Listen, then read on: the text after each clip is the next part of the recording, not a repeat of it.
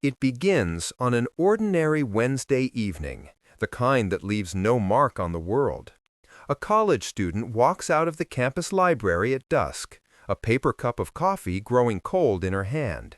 The parking lot is nearly empty. A single fluorescent light hums overhead as an engine idles 2 rows over. She sends a text, "On my way," pockets the phone, and takes a breath of the thin, chilled air. Then she steps toward her car. And that is where the timeline fractures. The reconstruction begins with these fragments of an ordinary life. A clerk remembers her scarf. A security camera records her exit. A digital handshake between her phone and a cell tower places her at a quiet cul-de-sac.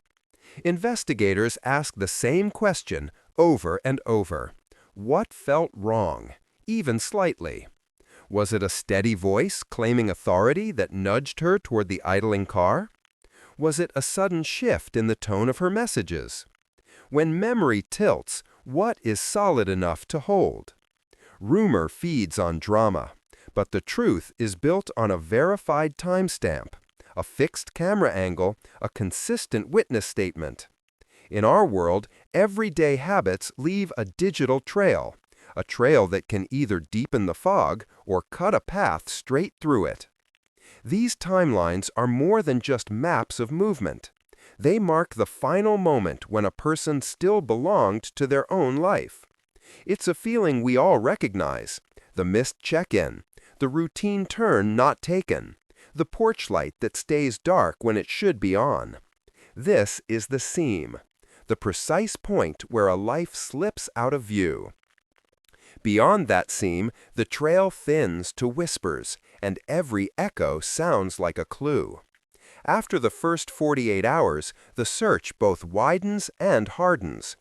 By the third night, the school gymnasium has become a command post. Generators drone, coffee tastes bitter, and a detective rewinds security footage until his eyes burn. Maps are spread across tables, creek beds marked in red by volunteers. Phone records are triangulated, the pings traced onto a county map. Tips arrive by the dozen, but most lead to nothing more than a dead-end road and the fading light. From this noise, investigators must separate fact from fear. They test paths, not myths. A targeted abduction often leaves a digital footprint, a car seen more than once, a message thread that stops without warning. An opportunist needs only the briefest window, a dark parking lot, an unlucky moment. Along highways, a new phone suddenly switching on can hint at trafficking. But sometimes the answer is simpler and more tragic. Mistaken identity, a shared name, a car that looks too similar. Or it can be a voluntary choice, revealed by a packed bag and a search history of bus timetables. When every thread could snap, which one do you pull? Evidence is a double-edged sword. That suspicious blur on the library camera? It turned out to be a mailbox in the rain.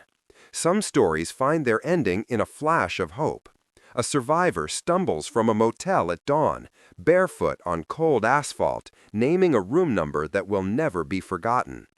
Others close only with a confession years later, or when a hunter stumbles upon what search teams missed. But many remain unresolved, their files gathering dust as cold cases. They live on only as birthdays marked on a mantelpiece and in support groups held in church basements.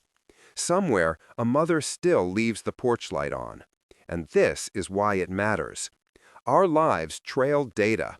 Cameras watch our doorways, phones log our steps, and rumors travel faster than facts. So we must share responsibly. Amplify official bulletins, verify sources, and protect names until they are confirmed. Safety is found in our habits, but also in communities that look out for one another. Because somewhere, hidden in all the noise of this case, is the one small detail that changes everything. And that is where the search leads next.